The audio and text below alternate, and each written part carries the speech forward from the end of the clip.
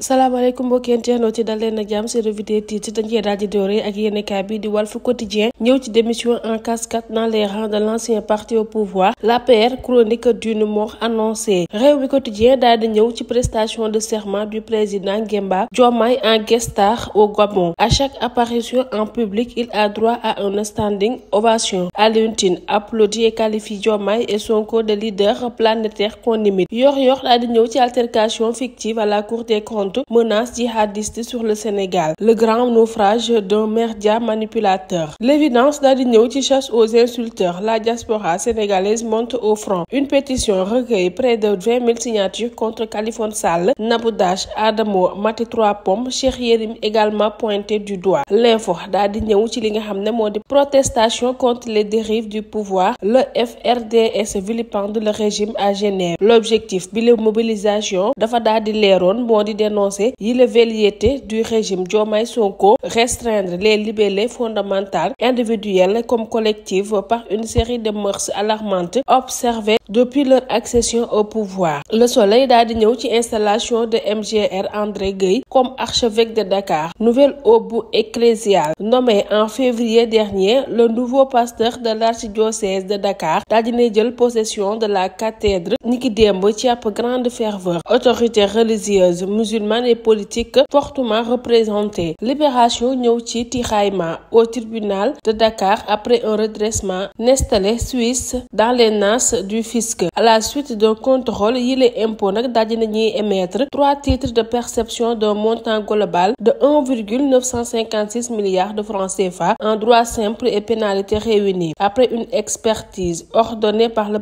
tribunal suite aux contestations de Nestlé, le dossier évoqué encore le 28 avril dernier. Source A ñëw ci récemment recruté et somme de rejoindre leur inspection de l'éducation et de la formation respective avant d'avoir suivi une formation à faire des 2000 enseignants. yi les nouveaux enseignants daal di nañuy recevoir ay messages les enjoignant de rejoindre entre le 6 et le 7 mai leur inspection de l'éducation et de la formation respective. Une fois arrivés dans les IEF, ils recevront leur ordre de service qui leur indique leur lieu d'affectation. Les retardataires seront purement et simplement considérés comme démissionnés et remplacés sans autre préavis. Vox Populi ñëw ci contexte politique explosif, le dialogue national à l'épreuve de la reddition des comptes. Sous pression judiciaire, la participation d'une frange importante de l'opposition incertaine. On ne peut pas traiter des gens de voleurs, mettre une épée de Damoclès sur leur tête et leur demander de venir discuter, s'injure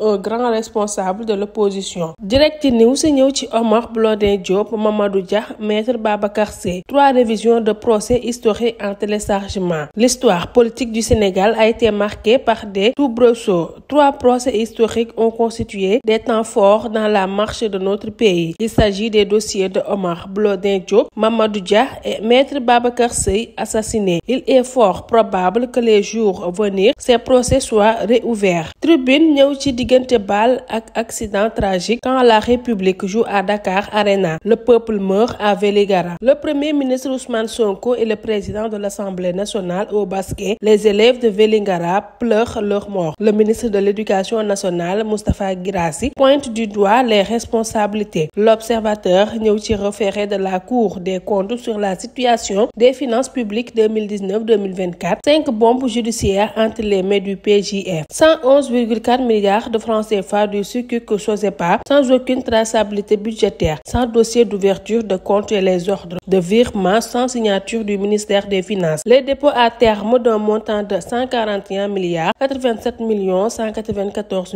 249 francs CFA non reversés au trésor. L'empreinte internationale business IB Banque Togo et de IB Banque Burkina et le réplica de 80 milliards 41 millions 771 576 francs CFA non comptabilisés dans les livres du trésor. Les Échos ñëw ci tontine au Sénégal derrière la solidarité numérique des arnaques à plein régime. Des victimes en pagaille, les initiateurs sont souvent des influenceurs très connus. Témoignages poignants de victimes. Ca wet ga daal dinañuy xaatim haute cour de justice les limites d'un privilège de juridiction juridiction. Pas de double degré de juridiction. Alioune Souaré daal dina xamle ne wi le texte actuel consacre une rupture d'égalité. Les arrêts ne sont susceptibles ni d'appel ni de pourvoi en cassation. L'enquête ñëw ci accident et premier secours, les lacunes du système. 2 morts et 29 blessés à Vélingara. Les familles des victimes encore sous le choc. Les populations ont salué la prompte réaction des personnels soignants. Malgré ses 400 000 habitants, le département ne dispose que d'un centre de santé de Dr Aminata Diop. Alerte sur le dénuement de certains services d'urgence. Le quotidien daal di ñëw ci Cour suprême qui enterre ses derniers espoirs. René Bassène dans une jet noire. Le journaliste transféré au pavillon spécial. Sud du Quotidien ñëw ci 5e archevêque métropolitain de Dakar, Monseigneur André Gueye installé. Nous devons tous porter ensemble la mission de l'église dans notre pays. Mbokk yi li mooy li gën a fës ci yéenekaay yi ñu leen di ñaanal yendoog jàmm te di leen ñaan ngeen abonné te bës cloche de notification bi.